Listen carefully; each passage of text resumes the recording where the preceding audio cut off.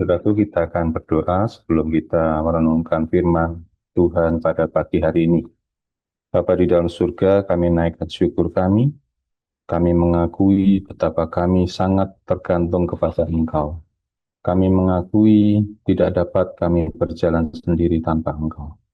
Dan demikian juga Tuhan, kami mengakui Engkaulah roti hidup yang kami butuhkan untuk menjadi kekuatan di dalam kami menjalani hidup kami hari ini. Biarlah Roh Kudus-Mu yang menolong dan memimpin kami, sehingga pada pagi hari ini kami dapat mencerna setiap roti mana yang kami terima.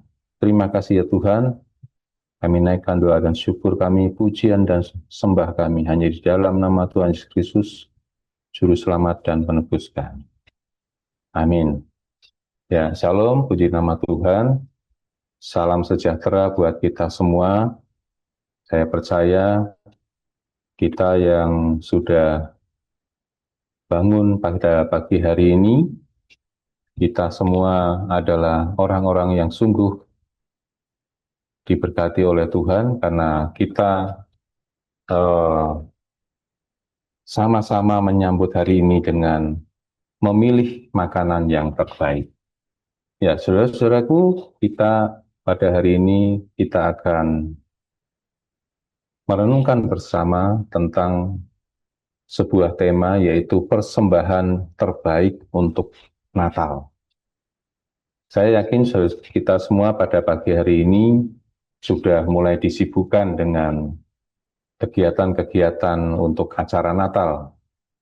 Dan kalau kita flashback sebentar kepada masa kecil kita, tentu kita ingat ya pada saat itu setiap bulan November kita sudah sangat mengharapkan segera datang berganti bulan ke Desember. Karena apa? Bagi anak-anak, Desember itu adalah Natal. Natal adalah hadiah-hadiah, begitu kan? Dan setiap anak pasti sudah memimpikan hadiah apa yang ingin dia yang akan dia dapatkan gitu. Tetapi ketika kita dewasa, tentunya kita tidak lagi memikirkan hadiah. Pikiran kita tentunya eh, dipenuhi dengan rencana-rencana Natal melaksanakan acara seperti apa. Bapak-bapak gembala, bapak-bapak dan ibu-ibu gembala tentunya sudah mulai sibuk memikirkan susunan acara Natal. Acara Natal nanti pembicaranya siapa saja, acaranya apa saja, ya. Dan tetapi biarlah pagi hari ini saya mengajak kita semua, baik jemaat biasa, baik bapak dan ibu gembala, untuk memikirkan satu hal. Eh, apa sih persembahan Natal yang terbaik yang perlu kita siapkan bagi Sang Natal? Ya, bagi Sang Natal itu sendiri, apa yang bisa kita persiapkan? Nah, mari saudara-saudaraku kita akan sama-sama membaca di dalam Matius 2 ayat 9 sampai dengan 11. Demikian firman Tuhan.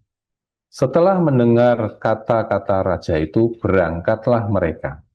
Dan lihatlah, bintang yang mereka lihat di timur itu mendahului mereka hingga tiba dan berhenti di atas tempat di mana anak itu berada.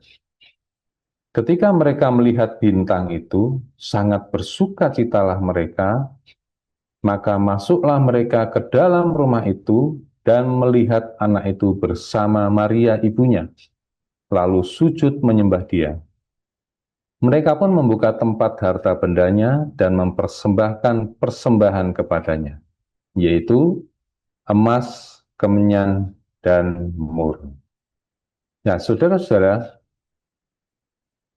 eh, yang perlu mendapat perhatian kita pada pagi hari ini adalah di ayat 11 yang mengatakan bahwa maka masuklah mereka ke dalam rumah itu dan melihat anak itu bersama Maria, ibunya, lalu sujud menyembah dia. Mereka pun membuka tempat harta bendanya dan mempersembahkan persembahan kepadanya, yaitu emas, kemenyan, dan mur. Kita tahu bahwa bulan Desember itu hanya akan menjadi bulan yang biasa saja, seperti bulan-bulan yang lain, tanpa Sang Natal. Tetapi karena Sang Natal itu telah lahir, maka bulan Desember adalah bulan yang sangat luar biasa. Kita tahu bahwa bayi Yesus itu lahir dengan cara yang alami, yaitu melalui seorang ibu. Tetapi ada tanda-tanda ajaib yang kita tidak bisa tidak bisa kita lewatkan untuk membuktikan bahwa dia memang adalah Sang Natal. Tanda ajaib itu adalah karena bayi Yesus dikandung oleh karya Roh Kudus, bukan karena keinginan seorang laki-laki. Dan salah satu tanda ajaib dari kelahiran Sang Natal itu adalah munculnya bintang timur yang menjadi penanda bahwa ada sesosok manusia yang luar biasa yang lahir pada saat itu. Dan oleh karena bintang timur itulah para Majus itu kemudian dipandu datang menemui Sang Natal sambil memberikan persembahan-persembahan yang sangat luar biasa, yaitu emas, kemenyan, dan mur. Nah, persembahan yang dibawa oleh orang Majus ini tentunya bukan persembahan yang biasa. Mereka tentunya membawa persembahan-persembahan itu dengan suatu tuntunan Roh Kudus. Dan oleh karena itu, pagi hari ini kita mau meneliti, mengungkapkan pesan rahasia apa dari persembahan yang dibawa oleh para Majus itu. Matthew Henry di dalam komentarinya, dia mengatakan bahwa mereka mempersembahkan emas sebagai upeti kepadanya, sebagai seorang raja. Kemenyan sebagai kepada Allah, sebab mereka memberikan penghormatan kepada Allah melalui asap kemenyan. Dan mur sebagai penghormatan kepada manusia yang harus mati. Sebab mur digunakan untuk membalur jasad orang mati. Nah, ini adalah komentari dari seorang teolog dan dipandang secara teologis. Tapi saya ingin mengajak kita semua untuk mencoba menggali itu, persembahan-persembahan itu dari sisi yang lain, yaitu dari sisi fisika. Saudara-saudara, logam mulia itu di dunia ini ada beberapa, bukan hanya emas ya. Logam mulia itu ada emas, platinum, titanium, dan palladium. Jadi ini adalah logam-logam yang sangat jarang, mineral-mineral yang sangat jarang di bumi ini, dan memiliki harga yang sangat mahal. Tetapi mengapa emas yang dipilih? Mengapa emas yang lebih populer sebagai logam mulia yang sering dipersembahkan atau diberikan kepada seseorang sebagai penghargaan yang tertinggi? Karena apa? Karena emas itu memiliki warna yang sangat indah. Dia berwarna kuning kemilau, kemudian logamnya itu juga memiliki sifat yang antioksidasi, tidak bisa berkarat. Kemudian emas ini juga memiliki sifat fisik yang lentur dibandingkan logam-logam yang lain. Sehingga para pengrajin perhiasan itu lebih memilih emas untuk dibuat sebagai perhiasan. Dan inilah keistimewaan dari emas. Dari warnanya, dari kelenturannya, dan harganya juga mahal sampai dengan saat ini. Saat ini orang-orang trader selalu memperhatikan harga emas.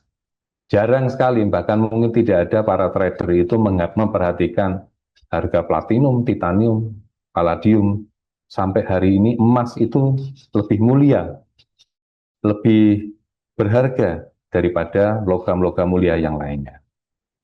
Kemudian perlu saudara ketahui bahwa di dalam dunia digital, emas itu adalah komponen utama yang tidak bisa tergantikan sampai dengan saat ini.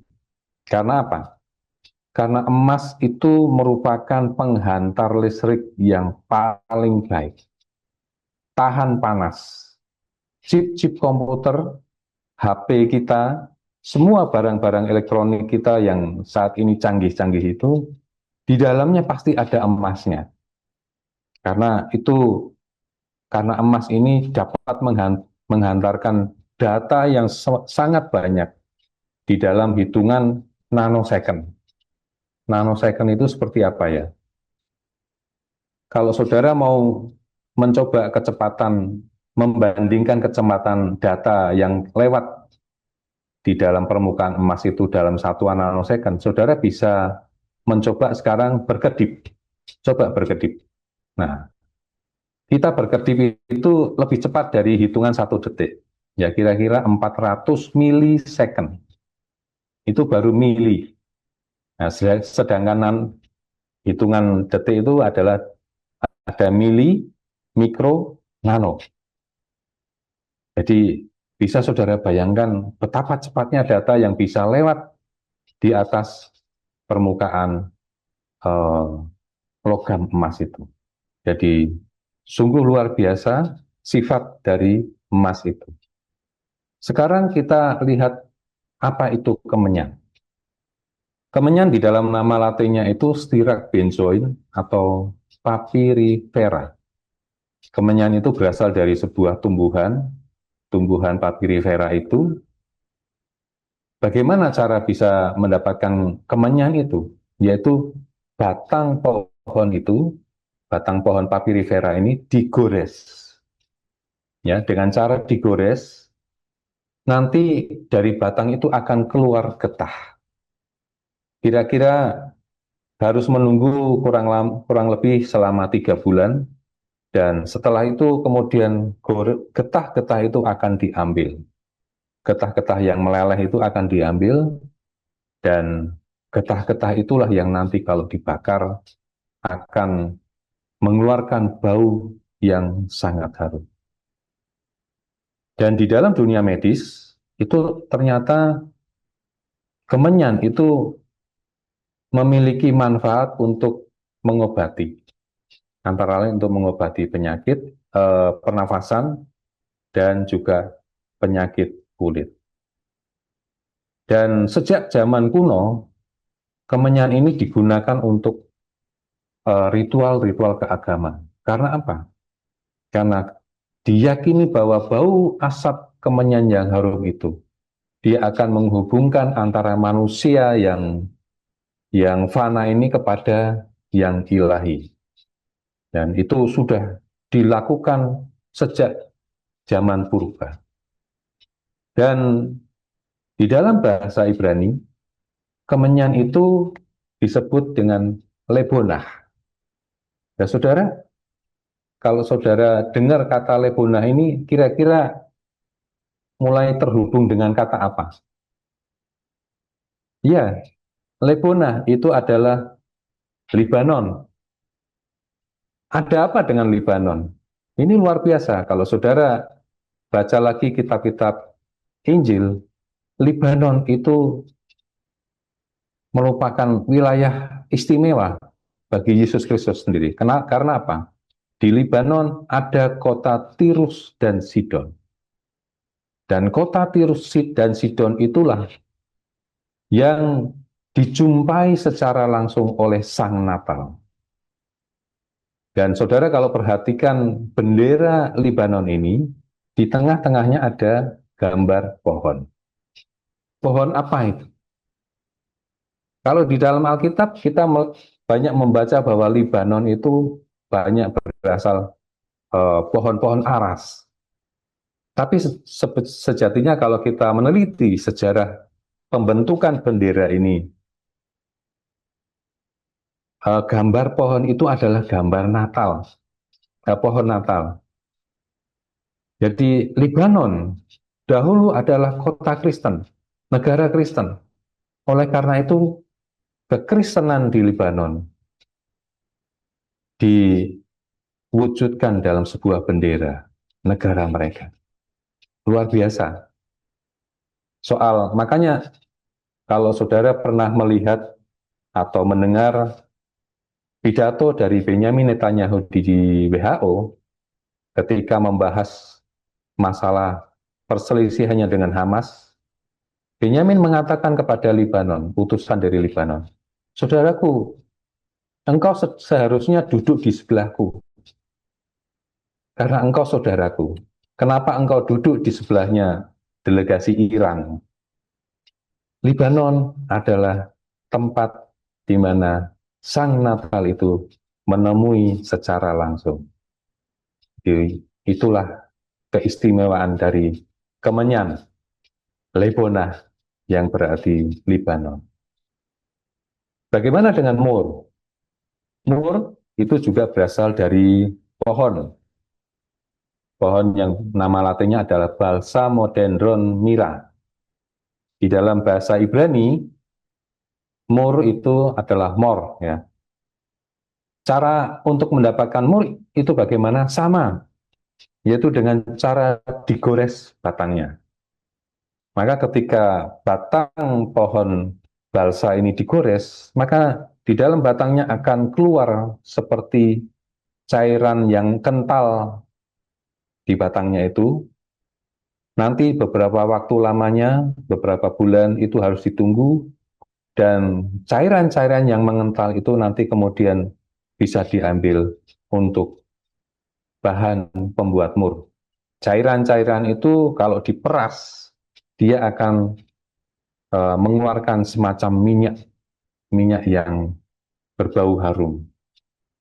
Karena apa? Kemudian di dalam budaya-budaya kuno, mur ini kemudian minyaknya dipakai untuk melumuri mayat.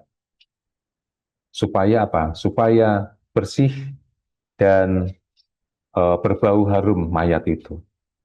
Dan seperti saudara tahu bahwa minyak mur di dalam perjanjian lama itu sebagai bahan pembuat untuk minyak urapan.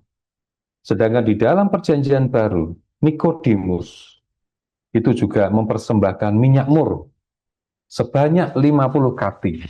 50 kati itu setara dengan 30 kilogram untuk wangi-wangian ketika merawat mayat Yesus Kristus. Dan saudara tahu, mur di dalam bahasa Yunaninya itu adalah semurna. Saudara, kalau saudara mendengar kata semurna, kira-kira terhubung dengan apa? Ya, Smyrna. Kita tahu Smyrna. Di dalam kitab Wahyu disebut kota itu, kota Smyrna. Ada apa dengan Smyrna? Nanti kita akan sampai di situ. Jadi, dari semua persembahan-persembahan yang diberikan itu, maka apa yang diberikan oleh kaum Majus itu bisa kita lihat adalah bahwa persembahan yang mereka berikan itu adalah persembahan yang sangat baik, persembahan yang luar biasa, persembahan yang dikenang baik pada waktu zaman purba sampai dengan hari. Jadi bisa disebut bahwa persembahan-persembahan orang Majus itu adalah persembahan yang tidak lekang oleh zaman. Nah, lalu bagi kita apa? Apa yang bisa kita persembahkan bagi Sang Natal? persembahan yang terbaik, persembahan yang sangat berharga, dapat terus dikenang sepanjang zaman. Kira-kira apa? Kalau kita bisa mau melihat apa yang disarankan oleh Rasul Paulus, maka Rasul Paulus memberikan pesan kepada kita untuk mempersembahkan yang terbaik, yaitu di dalam Roma 12 ayat 1 dikatakan, "Karena itu saudara-saudara, demi kemurahan Allah, aku menasihatkan kamu supaya kamu mempersembahkan tubuhmu sebagai persembahan yang hidup, yang kudus, dan yang berkenan kepada Allah. Itu adalah ibadahmu yang sejati." Jadi saudara, menurut Rasul Paulus, persembahan yang terbaik yang dapat kita berikan bagi Sang Natal itu adalah tubuh kita, hidup kita.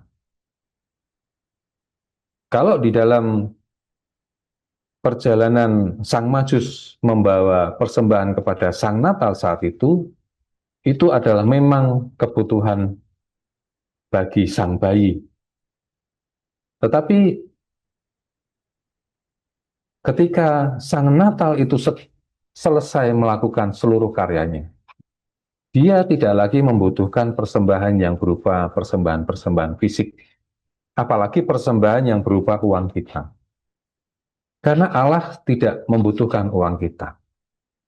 Yang membutuhkan uang DVU, yang membutuhkan uang gereja untuk melaksanakan pelayanan dan peribadahannya. Tetapi persembahan yang terbaik yang bisa kita persembahkan adalah tubuh dan kehidupan kita. Tetapi kalau kita paralelkan dengan persembahan-persembahan yang sudah dibawa oleh kaum Majus, kira-kira persembahan tubuh kita yang seperti apa yang bisa memenuhi kriteria sama dengan yang dibawa oleh orang-orang Majus? Persembahan tubuh kita yang seperti apa? Yang setara dengan emas, setara dengan kemenyan, dan setara dengan mur. Nah, mari saya ajak kita semua untuk memperhatikan apa yang dipesankan oleh Petrus kepada jemaat-jemaatnya. Di dalam 1 Petrus 3 ayat 3 sampai dengan 7 dikatakan demikian. Terpujilah Allah dan Bapa Tuhan kita Yesus Kristus, yang karena rahmat-Nya yang besar telah melahirkan kita kembali oleh kebangkitan Yesus Kristus dari antara orang mati, kepada suatu hidup yang penuh pengharapan untuk menerima suatu bagian yang tidak dapat binasa, yang tidak dapat cemar dan yang tidak dapat layu, yang tersimpan di surga bagi kamu, yaitu kamu yang dipelihara dalam kekuatan Allah karena imanmu, sementara kamu menantikan keselamatan yang telah tersedia untuk dinyatakan pada zaman akhir. Bergembiralah akan hal itu, sekalipun sekarang kamu seketika harus berduka cita oleh berbagai-bagai pencobaan. Maksud semuanya itu ialah untuk membuktikan kemurnian imanmu yang jauh lebih tinggi nilainya daripada emas yang panah, yang diuji kemurniannya dengan api, sehingga kamu memperoleh puji-pujian dan kemuliaan dan kehormatan pada hari Yesus Kristus menyatakan diri. Jadi, apa yang bisa kita tangkap dari pesan Rasul Petrus ini? Bahwa persembahan tubuh kita yang setara dengan emas adalah tubuh yang dipenuhi dengan iman yang murni. Iman yang murni itu seperti apa? Iman yang murni adalah iman walaupun. Apa maksudnya? Ini adalah iman yang bisa kita tumbuhkan walaupun. Walaupun apa? Walaupun kita tidak diberikan karunia rohani yang hebat, baik itu karunia kesembuhan, karunia pengusiran setan. karunia yang lain, tetapi kita tetap memiliki iman untuk melayani Sang Natal. Walaupun kondisi ekonomi kita kelihatannya tidak ada perubahan, tetapi kita tetap bersungguh-sungguh melayani Sang Natal, bahkan juga berkorban waktu, dana, dan sebagainya bagi Sang Natal. Walaupun kita melayani di kota kecil, melayani hanya soal pelayanan-pelayanan yang sederhana, tim doa, tim asyir, tapi ketika kita melakukannya itu dengan tulus, maka itu akan menjadi sebuah persembahan tubuh kita yang lebih berharga daripada emas yang murni. Jadi inilah persembahan tubuh kita yang setara dengan emas yang murni, yaitu apa? Berupa iman kita yang murni, yaitu iman yang walaupun. Lalu bagaimana dengan kriteria kedua? Kita akan membaca di dalam 2 Korintus ayat 14 sampai dengan 15. Tetapi syukur bagi Allah yang dalam Kristus telah membawa kami di jalan kemenangannya. Dengan perantaraan kami, ia menyebarkan keharuman pengenalan akan dia di mana-mana. Sebab bagi Allah kami adalah bau yang harum dari Kristus di tengah-tengah mereka yang diselamatkan dan di antara mereka yang binasa. Apa artinya ini? Jadi persembahan kita yang setara dengan emas, dengan kemenyan, yang memberikan bau harum bagi Kristus adalah apa? Adalah hidup bagi Injil. Hidup kita yang kita persembahkan bagi Injil, itu adalah keharuman bagi Kristus. Tidak ada lain. Saudara, mungkin dulu pernah bercita-cita hidup seperti apa? Hidup bercita-cita berkarir seperti apa? Mencapai kejayaan seperti apa? Tetapi biarlah sekarang ini saudara boleh mengetahui bahwa hidup yang membawa keharuman bagi Kristus adalah hidup bagi Injil. Hidup yang membawa pekabaran Injil kemanapun kita berada.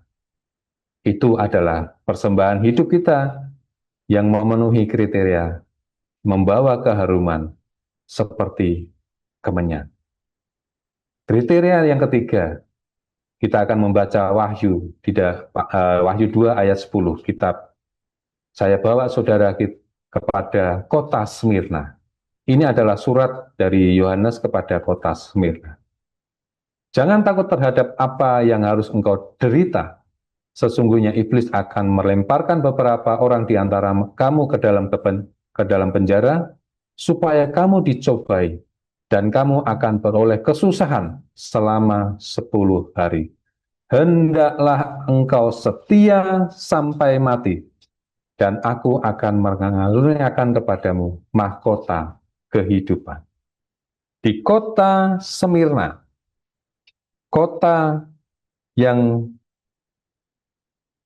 setara dengan Semurna, Yohanes membawa pesan, biarlah engkau setia sampai mati. Jadi, persembahan tubuh kita yang seperti apa? Yang setara dengan minyak mur, yaitu kesetiaan kita. Inilah persembahan-persembahan terbaik yang bisa kita persiapkan bagi Sang Natal, yaitu persembahan tubuh kita yang memiliki iman walaupun, hidup bagi Injil, dan kesetiaan. Berbicara soal kesetiaan, saya mau tampilkan kepada saudara mengenai 3 tokoh ini. Dari 3 tokoh ini, siapa yang paling saudara kenal? Ya, saya yakin saudara paling mengenal yang sebelah kiri, yaitu Billy Graham. Tetapi apakah saudara tahu bahwa di masa muda mereka, di masa awal-awal pelayanan mereka, para penginjil yang terkenal di antara ketiga ini justru yang di tengah, yang bernama Charles Templeton. Charles Templeton ini kalau mengadakan KKR yang menghadiri ribuan hadir dan banyak orang bertobat oleh karena KKR-KKR yang dilakukan oleh Charles Templeton. Tapi kemudian oleh karena itu kemudian Charles Templeton terkenal dan semakin diberkati. Suatu ketika Charles Templeton ini diundang untuk mengadakan KKR ke Afrika. Dan dia sangat terkejut. Orang-orang di Kristen di Afrika ternyata dalam keadaan miskin. Saya tidak tahu apa yang dipikirkan waktu itu, karena kemudian Charles Templeton kemudian berkata di dalam hatinya, ternyata aku sedang mempercayai Tuhan yang tidak adil. Karena Charles Templeton ini merasa dirinya diberkati, sementara Tuhan tidak memberkati Afrika. Lalu oleh karena itu, akhirnya Charles kemudian memutuskan sebagai seorang ateis.